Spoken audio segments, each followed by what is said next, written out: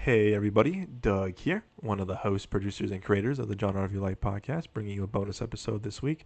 I'll be out of town this week. I'll be traveling to New York, so there'll be no normal episode of the Genre of Your Life podcast, unfortunately, this week. But don't worry, I'll be back June 2nd, so look out for an episode that Friday. But in the meantime, I wanted to give out two bonus episodes out for you all to hold you guys over until I return. You can find the show, as always, on Spotify, Apple Podcasts, Amazon Music, and Google Podcasts. And while you're there, don't forget to hit that follow, subscribe button, leave us a review, and rate the show. As always, thank you so much for your support.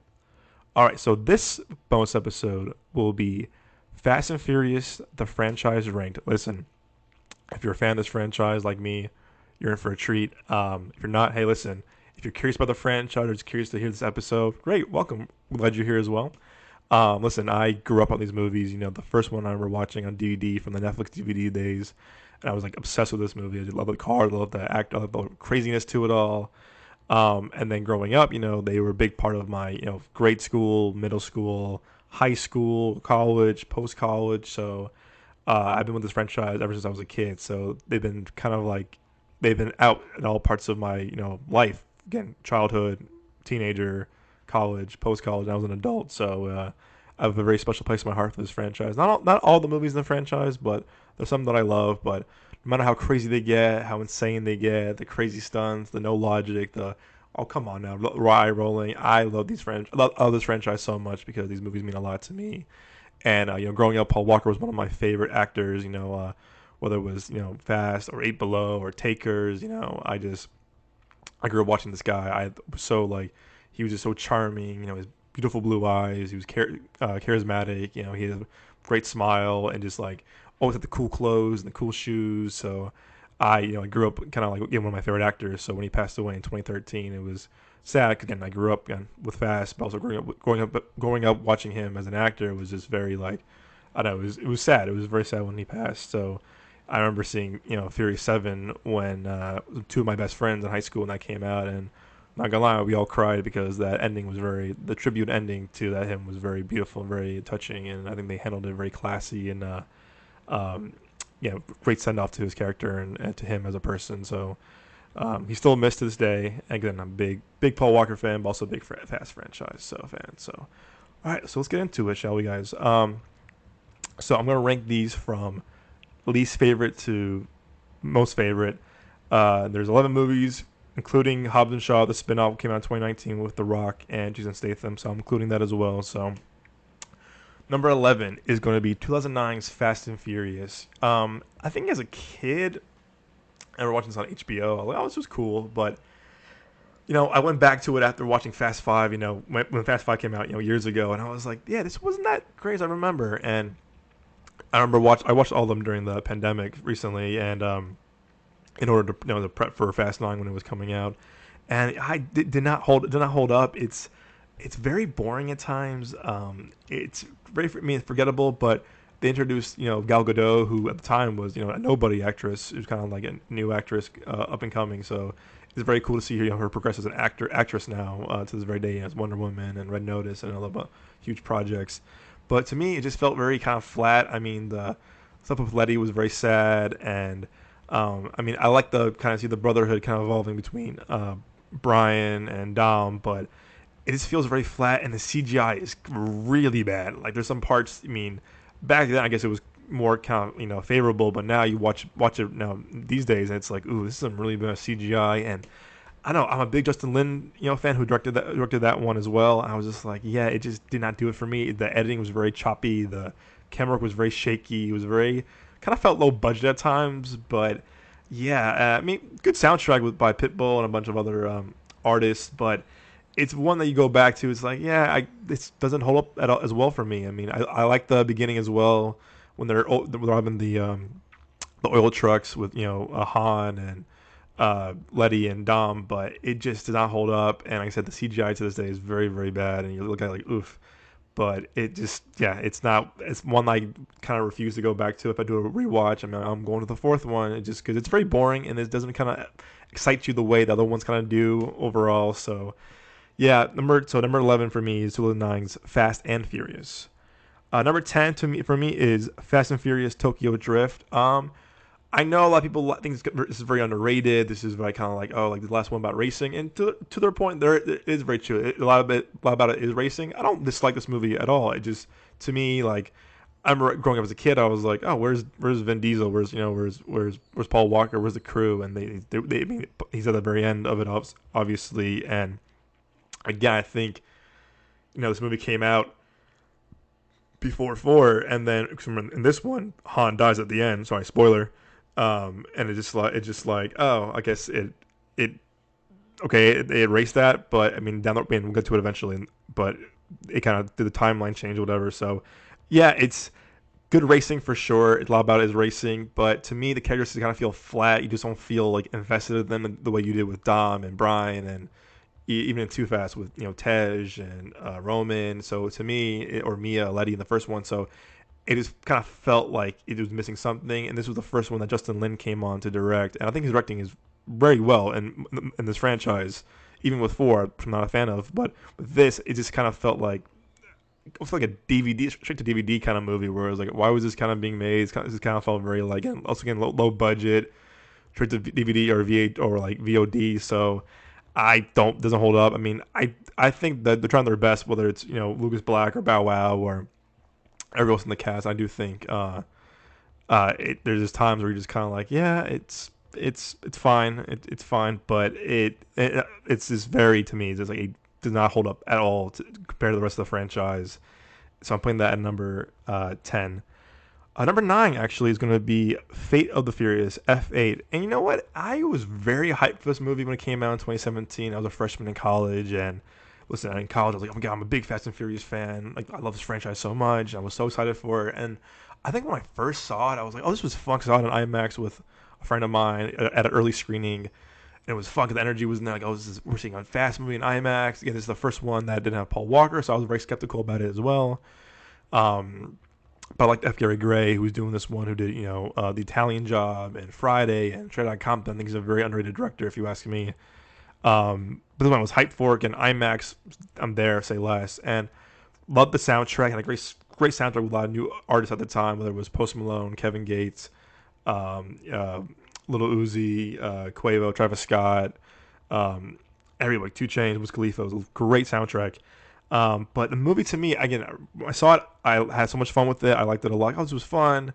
I liked the introduction of Charlize Theron, who I love as an actress, as the villain. And then I like the whole thing with Statham. But again, Statham didn't make sense because he killed one of their family members. I was like, wait, why are we letting this guy come in to be part of the family now? But I think as time went on, the more I watched it, it got lower and lower on my list, because some of the humor does not work or hold up anymore, and I mean, the spectacle is there for sure. I don't blame F. Gary Gray's direction at all. I just think the script is very weak, and some of the dialogue is very kind of like it's questionable. Again, and I did feel the presence. I did feel the loss of Paul Walker in this, and then also the character of Mia, played by Jordana Brewster, was not in this one at all. So it's like you felt the loss of like 2 main characters. And again, growing up in this franchise, having a big love for this franchise, also loving Paul Walker as an actor and the character of Brian, you felt it. Like, you definitely felt like there's something missing here, and how they're gonna work around this. I think, no credit to all the actors, they did their thing, but it felt like it was missing something. So again, the more and more I watched it, I watched it recently on Blu-ray, and I was like, yeah, this one doesn't hold up as much either. And again, I liked it a lot when I first came out, but the more I thought about it, the more I watched it, I was like, yeah, it goes lower on my list. And it was the last time we saw The Rock in and with the family, because then he left the franchise to do a spinoff. But yeah, it doesn't hold up as much. Again, I do think the direction is pretty well from F. Gary Gray. Again, great soundtrack. Great. The opening the car race is really interesting, and it's very kind of fun to watch in Cuba. But it just, for some reason, doesn't hold up as much anymore. And I think the problem too was just that you just do feel the loss of Paul Walker not being in there. No matter you replaced it with Scott Eastwood or other characters, it just didn't kind of like feel that gap. Didn't fill that gap whatsoever. So yeah, not again. I still liked it for what it was, for what that movie is, but to me it's on getting the bottom tier of those movies. So that was number 9. At number 8, I have Fast and Furious presents Hobbs and Shaw. Again, the one I saw in theaters, I liked it a lot, but then I watched it again on Blu-ray or TV. I was like, oh, it was fun. It's a fun popcorn flick. I'm a big David Leitch fan, a huge David Leitch fan. From stuff like the first John Wick and Deadpool 2 and Atomic Blonde, and I love Bullet Train. I just love his stunt work, because as you know, he was or maybe you don't know, he was a stunt performer turned filmmaker with Chaz Stileski, who did the first John Wick together, and Chaz Stileski has done was Keanu Reeves' stunt double in The Matrix. So seeing these guys kind of progress as stunt performers to filmmakers is very fascinating. Also, they're very kind of like humble dudes, and they know how to direct action. Like, I'm a big action movie connoisseur and lover. I really do like how they direct action, because it's right in your face. Most of it's practical. It's very kind of good hand to hand, like very clean combat, which I love. You see a lot of action movies. The editing is very choppy. They cut away, they look down. You can tell it's not choreographed well. But David Leitch does a really good job of choreographing action really well. And I think the credit to Hobbs and Shaw, the fight scenes are just so well done, and they work so well. Again, I'm also a big fan of The Rock, big fan of Jason Statham, and these two characters have had so much beef with the introduction of him in Furious 7, and seeing how they worked in Fast 8. So okay, you can see like there's something between them. They had great chemistry because they hate each other, but also they respect each other a little bit, not much. They do, but the chemistry and the dynamic between Hobbs by The Rock and Shaw by Statham, it's like very fascinating to see them kind of like progress as characters, and it's a fun movie. However, it feels like a Marvel movie because I love Idris Elba. I think he's just a charming actor. He's very charismatic as well. Um, he's a very good actor, whether it's drama, comedy, anything, action. He's really good in it. And he's playing a villain in this, so it's very fun. It's very fun to watch him as a villain. But it became like kind of Captain America with like super soldiers and like a super government thing. It's like, okay, this is definitely this is a reach now. For sure, a reach. And I was like, do we need a spin-off at the time? Because it came out a year after Fast 8, and I was like, okay, I get it, but all right. And then there was rumors, there stories about The Rock and Vin Diesel not getting along, having a feud. So there's a lot that The Rock wanted to do on his own. He wanted to expand his character more than it's not the family itself. So I get it. You want to you love the character. You want to bring more to it. But again, to me it's a little too over the top at times. Again, and like the super soldier, like Captain America thing is like, I guess, but now we're really kind of tearing away from Fast. I mean, I know Fast 7 and 8 were doing it too, or including 6, but this one just felt like, okay. But I do have a lot of fun because the action is just so well shot. I think David Leitch's direction is very crisp when it comes to shooting action and shooting really kind of like great hand-to-hand combat because it's in your face, it's practical. I mean, a lot of it is CGI in that movie, don't get me wrong, but the combat and the fighting techniques is very just like hand-to-hand, like very well choreographed. So for that, I do appreciate that movie a lot because of how well the action is shot and the humor between The Rock and Jason Statham, and a lot of fun cameos too. There's two cameos in that movie that cracked me up a lot by two pretty big names. So that for sure also kind of gives it a boost for me because I thought the cameos were really funny, and they kind of like how they interacted with both Hobbs and Shaw was really funny. So it's up there for sure. So that's what number 8 for me. Number 7 for me is going to be 2002, I want to say, or 2002 or 03 is Too Fast, Too Furious, starring Paul Walker and Tyrese, directed by the late great John Singleton, who I also am a big fan of as a filmmaker. This one to me, I love because it's very corny and very early 2000s. With that said, it's fun to watch. It's fun to watch, and I like it. It's when we first saw we meet Roman played by Tyrese, and we meet Tej played by Ludacris. And it's corny and it's early 2000s, but I love the dynamics between Paul Walker and Tyrese because like they had history before as characters, and now like as we're told through Brian in the movie, and it's like kind of seeing how they like a new mission, bring them in, and like kind of seeing again, it was more about street racing and cars than it is now. But with that said, it's fun. It's fun to watch. Good soundtrack by Ludacris and a lot of like, great rap artists. And the racing is a lot of fun. The racing is definitely like getting cheesy how it's filmed, and it's definitely the CGI is not holding up whatsoever. But the racing scenes are fun because it big one in the middle, in the first one, middle one, throughout the movie. And it's just fun. Like I said, the dynamic between Paul Walker and Tyrese is very charming because they have great chemistry together, and you can tell like they're friends both in the movie, but also in real life. And a lot of the comedy works, and to this day, it still holds up. And again, it's fun to watch. It's also fun to go back and watch, like, oh, like look how far this franchise has come since then. And like I said, whenever I get to see good ones with Paul Walker, it makes me happy because he was one of my favorite actors and favorite characters, along with like uh, Roman, played by Tyrese. So I like it a lot, and it's a very fun, goofy 2000s movie. But it works, and I love how they introduced Roman and Tej to the universe. All right, so that was, let's see, 1, 2, 3, 4, 5, 6. Okay. That was 7. Um, 1, 2, 3, 4, 5, 6. Yep, 7. So number 6 is gonna be actually again it's Fast 9, F9, the Fast Saga. I know people just kind of do not get the movie whatsoever. That's like this is like the worst Fast and Furious movie ever. Like this is ridiculous.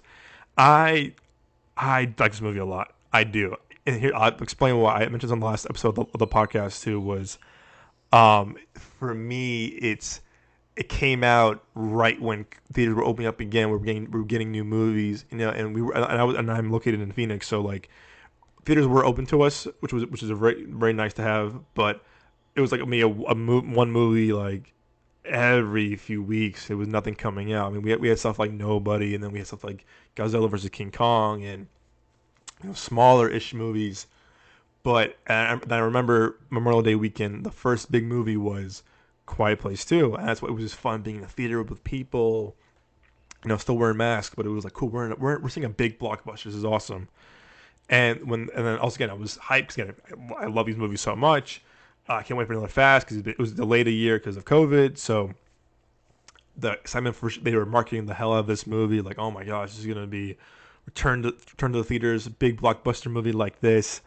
So I was so hyped for that. So to me, being excited for a movie again, like Fast 9, bringing it back to the theater, bringing people back to the theaters, was the big part of why I like this movie a lot. Because again, it came out at a time where theaters were opening up again, movies are back, we're back into it. So having a big summer blockbuster like F9, like Fast, it was just perfect timing.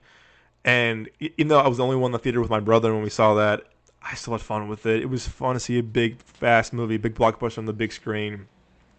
Because it was kind of return to the movies, return to the big blockbusters. Great soundtrack. It's probably top two, top 3 of the soundtracks of the franchise. It was fun. It was fun seeing Justin Lin come back to direct this franchise movie because he did most of them from 3, 4, 5, 6 left, came back to do 9. It was just fun, and it was fun seeing the family together. This was the first one with The Rock, and I do feel like you definitely feel the absence of The Rock, and even more with Paul Walker, Brian in this one because they're not in this one at all. So you gotta feel you gotta feel like them not being in it. Definitely feel the loss of their characters. I mean, they're not dead in the franchise, but they're not present. They're not showing up. So for me, it was definitely a fun movie back in theaters, but they brought back Han, they brought back certain elements to the franchise I liked about it with Justin Lin. And I think John Cena did a good job as playing the brother. I do feel like it was a bit of a stretch, a bit of a reach. Like, oh, by the way, Dom and Mia have a brother that not mentioned in the past 20 years of this franchise. Surprise. That for sure. I was kind of raising an eyebrow where I was like, really, there was no mention of him at all for 20 years. But pick your battles, I guess. You pick and choose. But I still think he did a good job as playing the brother, and I do wish we kind of saw more of Charlize Theron as Cypher because I think she's a fascinating character for this franchise, fascinating villain to this franchise. But I think her parts were really good. Again, it was just fun. It was just fun being back in the theater, seeing a big epic blockbuster like Fast, and I give it points for that. Yes, they go to space in a car, eye roll. It's kind of crazy in a Pontiac, whatever. And then you brought back some of the elements from Tokyo Drift, whether it was the 3 characters, in that movie. So to me, it's kind of like a reunion of Justin Lin bringing back things from the franchise and coming back to the franchise, and also bringing Fast back to the theaters, which was very important, which we needed at the time. Bringing back a big blockbuster like Fast to the theaters, to the franchise, and just kind of while we go to the movies. And I give Universal and Fast a lot of props for coming out when it did, because I think it kind of like opened the way for other movies to come follow out. Post then. This is June 2021 when people were getting vaccinated. Things were coming open again. So I do give it props for that. So that's number 6. At number 5, I'm gonna have the original, The Fast and the Furious. Like I said, big part of my childhood. I again remember watching this on DVD with my dad, also with my parents, and I remember watching it on Netflix over and over again when DVD came. And I just love like the car racing, the car chases. I liked between Paul Walker and Vin Diesel. Just again, go back and watch it. I think I watched it recently, actually, the first one, and it's like, wow, this franchise started off as this street racing, stealing DVD players and DVD and TVs, to like now heisting, CIA heist, global, war, craziness, global chaos. So it's fun to go back to like, well, look how far this franchise has come. And it really, I was 4 when it came out, so I don't remember much of it. But I guess by hearing stories now, like how people sat on the floor, people sat on the steps during theaters to watch this movie, because it was a huge hit. Like, it was such a huge hit for Universal and to Vin and to like the movie itself. So such a big deal when it came out. So it had such a big impact on movies and the car culture, the car world. And again, it's a movie that became this franchise, this global $1 billion franchise. So and you see young Vin Diesel, young Paul Walker, young Jordan Brewster, young Michelle Rodriguez, and it's refreshing to go back. It's like how it all started and stuff, and I think still holds up pretty well to this day. And like I said, you see the spark between Paul Walker and Vin Diesel, like what that started off as and what it became, and it still holds up. It's a lot of fun, and it's fun. It's fun seeing, when you watch the newer ones, like you pinpoint like stuff from the first one, like, oh yeah, like this, like the right off the house and the garage, stuff like that, in the cars. It's fun going back to see how it all began. So at number 5 for me is the Fast and the Furious. Number 4, I'm gonna have the recent Fast 10. Excuse me. Fast 10 was one I was super excited for. However, when I heard Justin Lin walked off set after the first week, I said, "Oh," and I was like, "This isn't good," because he has done most of the franchise now. He did, again, I said he did 3, 4, 5, 6, left, came back for 9. He goes, "Yep, I'm doing the finale. I'm doing it." And then week 1, he walks off set, and I was like, "Oh no, that's not a good sign." And it was like scheduling conflicts, but I'm like, that's before. And then he had a statement that it wasn't good for his mental health, and then there was rumors that he was feuding with the Vin Diesel. But I'm like, well, you did now 5, 6 movies with him. You would think you would know by now there was gonna be an issue, but very kind of skeptical, like, it's not good. So and I know that they kind of delayed or like paused production, and they brought in Louis Leterrier, who did this one. And I was like, and no diss to Louis Leterrier as a filmmaker whatsoever, but wasn't impressed by his track, his resume, whether it's excuse me, the Transporter films or Incredible Hulk, and Now You See Me, and he did that awful one with Sacha Baron Cohen called The Brothers Grimsby, which I was pumped for. That movie was just not funny at all to me. And then he's done some other stuff, so I was like, okay, I wish they brought back James Wan or F. Gary Gray or someone, but I was like, all right, it is what it is, and it had a huge budget of the movie. They brought him in with no prep. He had to go right to set. So I do give him credit for hopping in right away. Like, going to be a director, you're captain of the ship. You're going right to set. So all respect to him for that. But I was like, no, I do like the Incredible Hulk actually a lot. But now the first time you see me was fine. It was clever, but to me it's like, it's fine. Good cast, but it doesn't really hold up to me as much. And I don't know, Transporter films are kind of like, whatever. So I was like, all right. I think I said Brother Grimsby. I thought was awful. So I was like, all right. But with this, I was very impressed with him. So I think he did a good job of taking on this this huge franchise coming in late. Being a newbie. So I do give him props for that. And this was fun. And why I like this one a lot. This new one was that it ties so much into five, which is my favorite. Yeah, you'll see, it's my favorite, and we'll get to that eventually in this episode. But there's so much ties to the fifth one, and it's so great how they incorporated Jason Momoa, who's playing the son of the villain from the fifth one.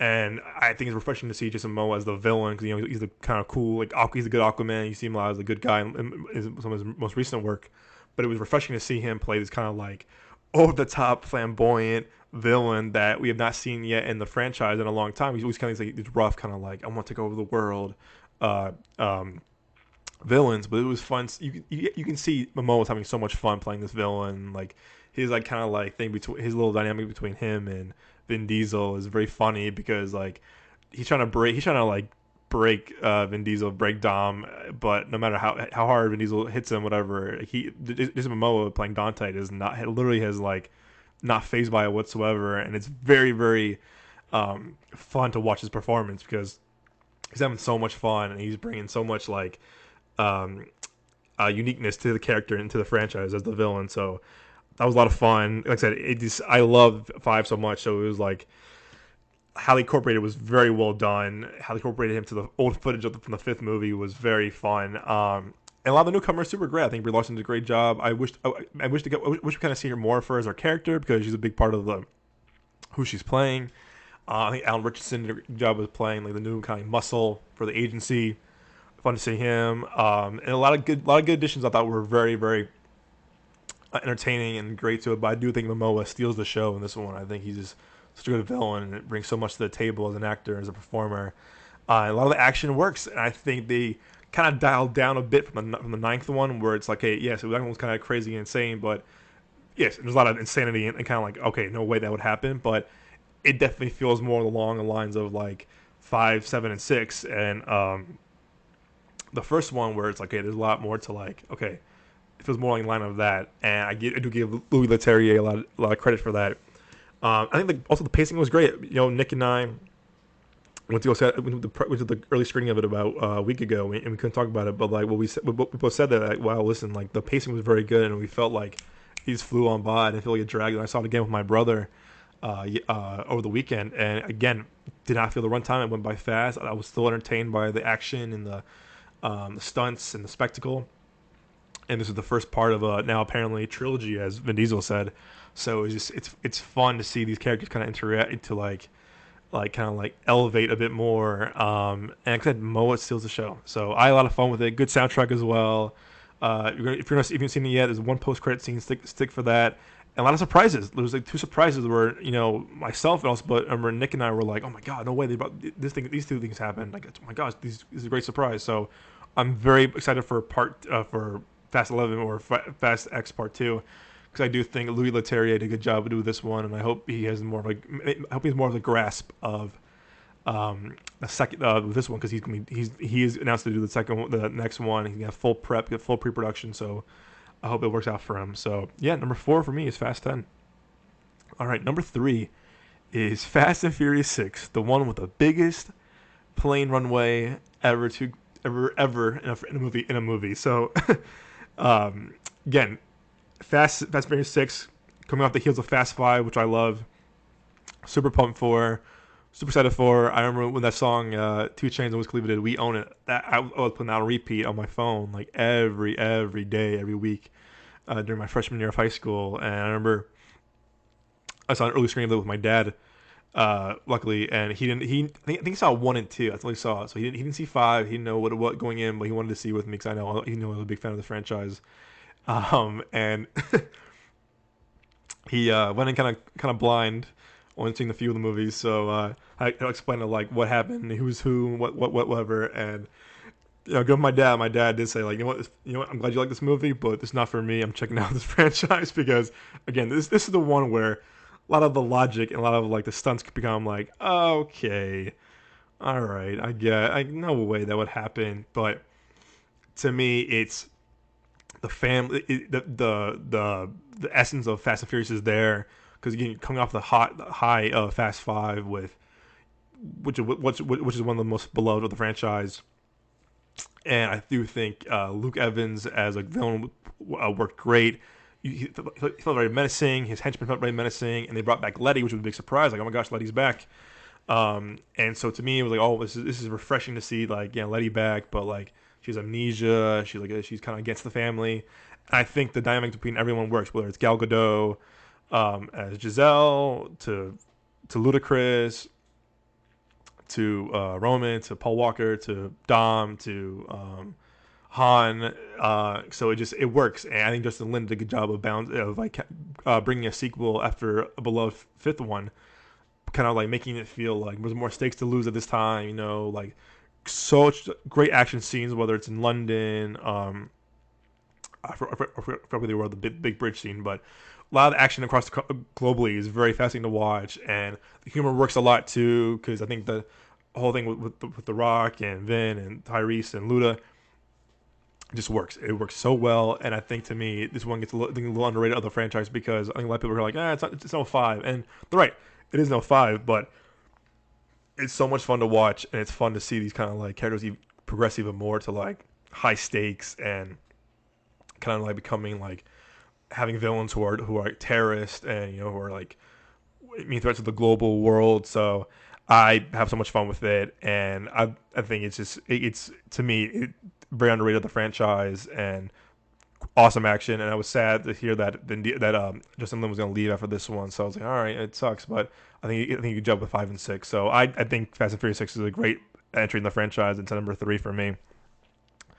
Number 2 is 2015's Furious 7. So as mentioned at the beginning of the episode, this is one's kind of tough because they were, I want to say, halfway into production, and Paul Walker passed away. Died in that car accident. So I remember it very well because it was 2013. I was with some friends, and like we turned our phones, and it was like, so Paul Walker passed away, and I was like, no way, no way. He was 6 just came out a few months ago. He's filming 7 now. Like I thought he was like, this is weird. And then you look more into the news, all the trades. Paul Walker has passed away. Paul Walker has passed away at 40, and I was like, oh my god. I remember being there with some friends that we loved him and loved Fast and Furious, and it was like, it's so sad. This young guy, 40 years old, dad, just passed away. He was a good dude.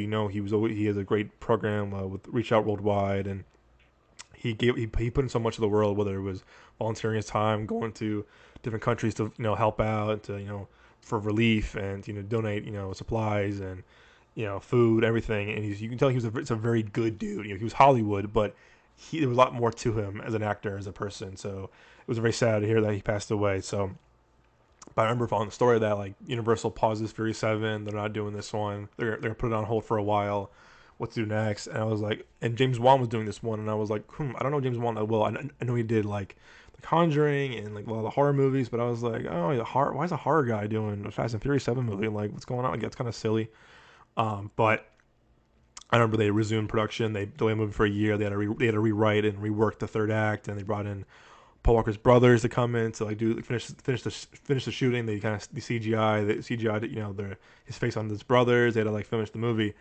And I really I give James Wan all the credit in the world because he took on the impossible to like how to keep this movie going, even though we lost one of our main stars and one of the main characters of this franchise.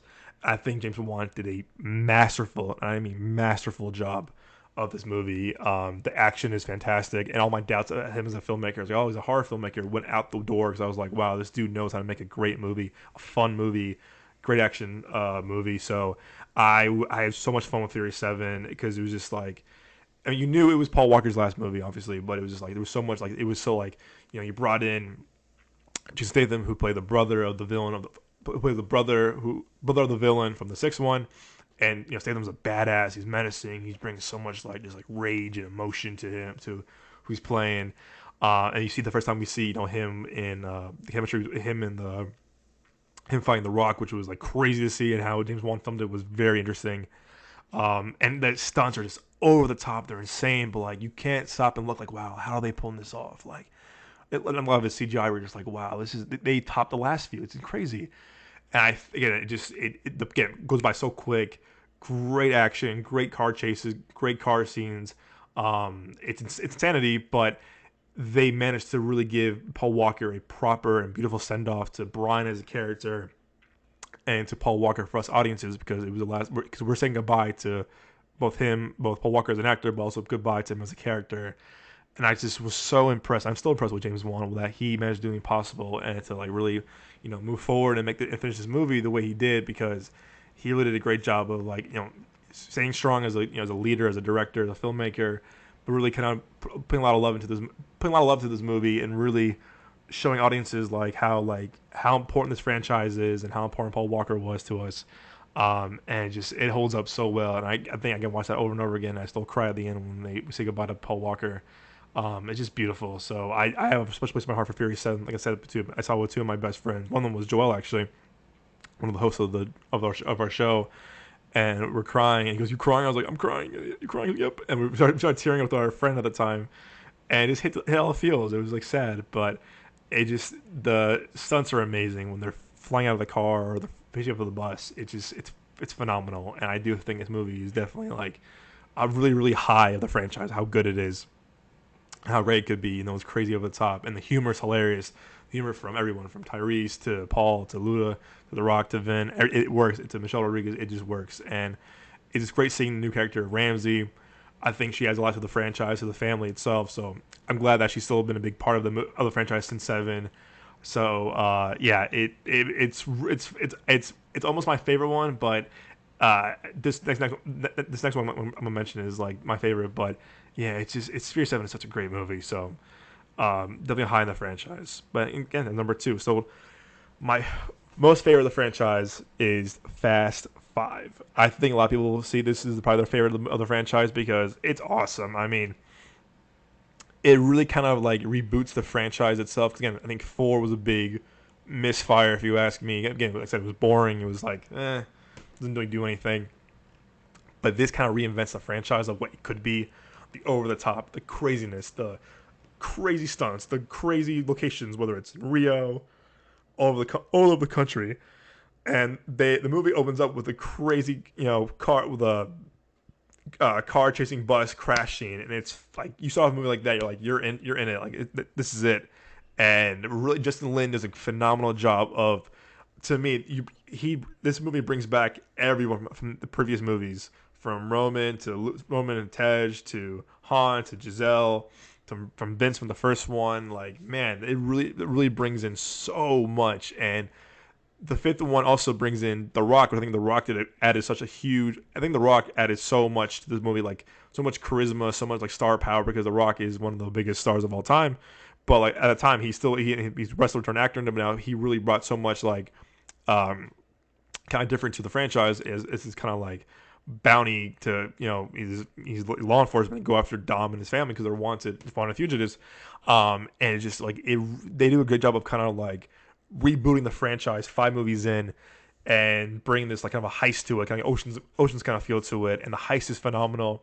When they rob the bank and they at the vault with the 2 Dodge Chargers, it's like, whoa, it's insane, but you can't stop to watch. Like, wow, like this is insane, this is crazy. But you're so in awe of it, you're so amazed by it. You're just like, this is berserk, but you love every minute of it.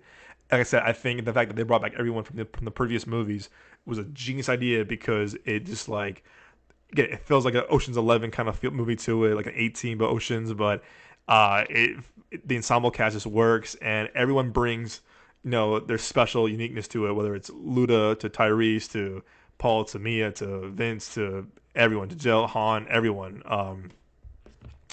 It really does, like everyone has something to offer in this franchise, in that movie especially.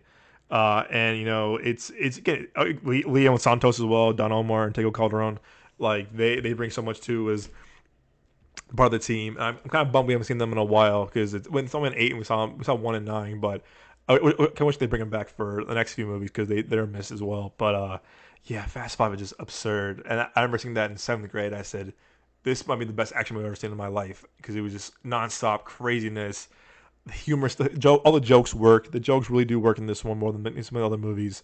And all the car chasing, everything just works awesome. And I knew, again, I said the bringing the Rock in was a big plus to the franchise and to the movie itself, and it just works. I can watch Fast Five all the time, never get bored with it.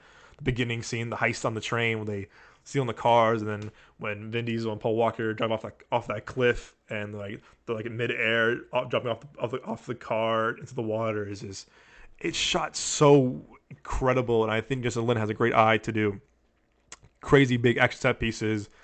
And I do think 5 and 7 really are the peak of the top of the franchise, if you ask me. But yeah, Fast Five is just really kind of like showed like what this franchise could be and like how crazy it can be if we kind of reinvent it kind of midway through.